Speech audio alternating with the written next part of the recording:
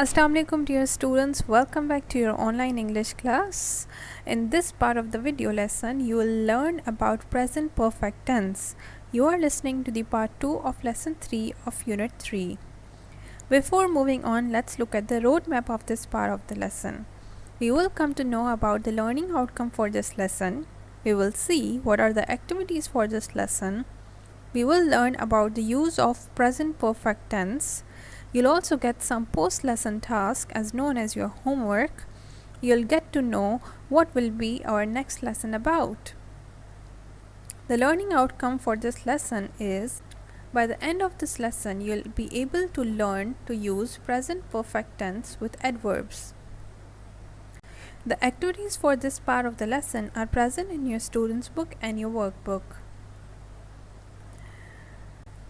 Let's read these sentences and try to answer some questions. People have found an answer to this problem. Traveling schools. More have opened in other countries. The events took place in the past or present, but are still important in the past or present. What do you think? Choose the correct option. Number 2 is, we form the present perfect with has or have plus ing form or the past participle.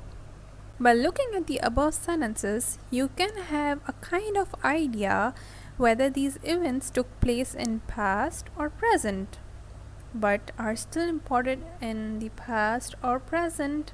Now, what can be the correct answer? Well, to know the correct answers, let's watch the video about present perfect tense and then come back and answer these questions.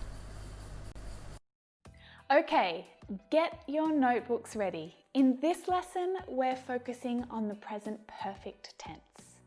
What it looks like, how to use it, and when to use it.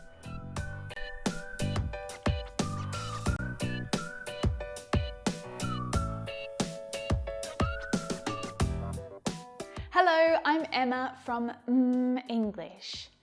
If you don't feel confident using the present perfect tense in English yet, there's probably a few reasons why. There's those nasty irregular verbs in past participle form. Or maybe you feel unsure about when to use the present perfect and when to use the past simple tenses. Even if you're quite good at using the present perfect tense in English, it's definitely worth reviewing this tense to jog your memory. That expression means to remind yourself. So are you ready to start? Grab a notepad and a pen and let's go over this beautiful tense right now so that you can feel more confident using it.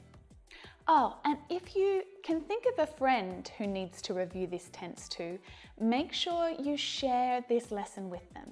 Click the share button just underneath this video. They'll thank you for it. First thing, the grammatical structure. What does it look like?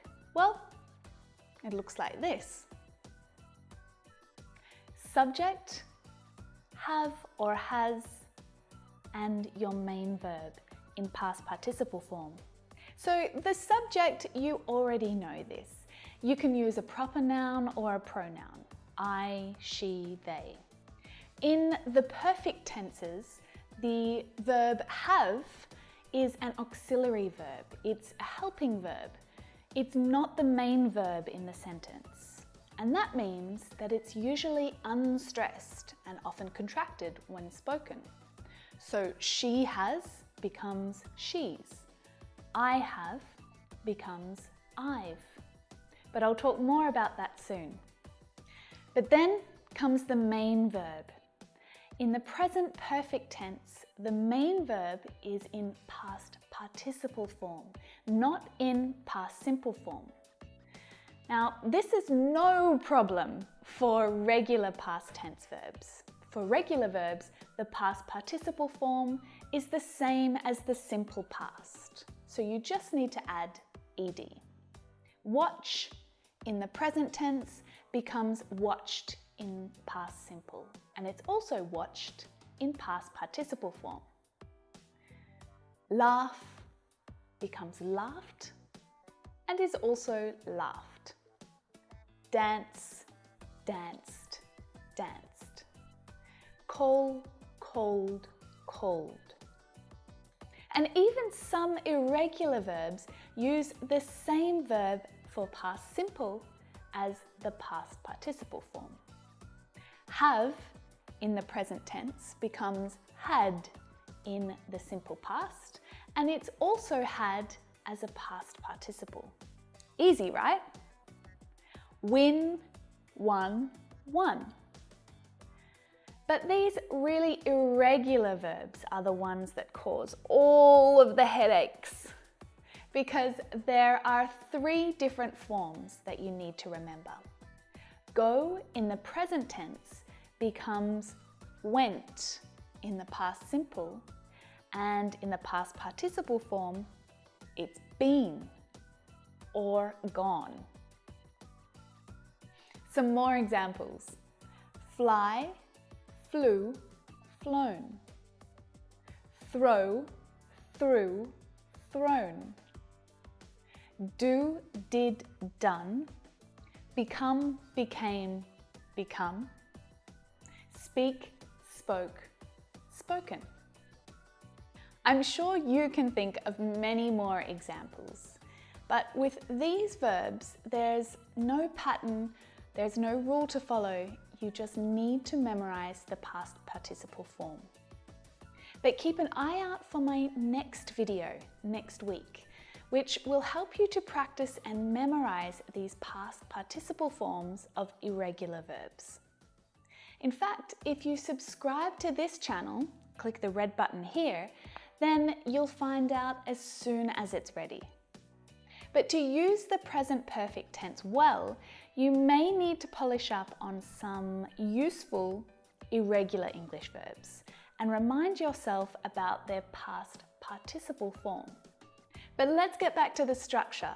You have the subject, you have or has, and our past participle verb.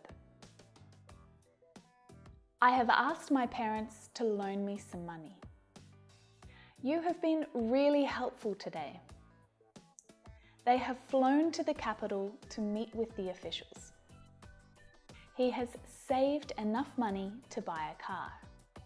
She has forgotten where her hotel is. Now, in this structure, often have and has are contracted to v and s. I've asked, you've been, they've flown, he's saved, she's forgotten.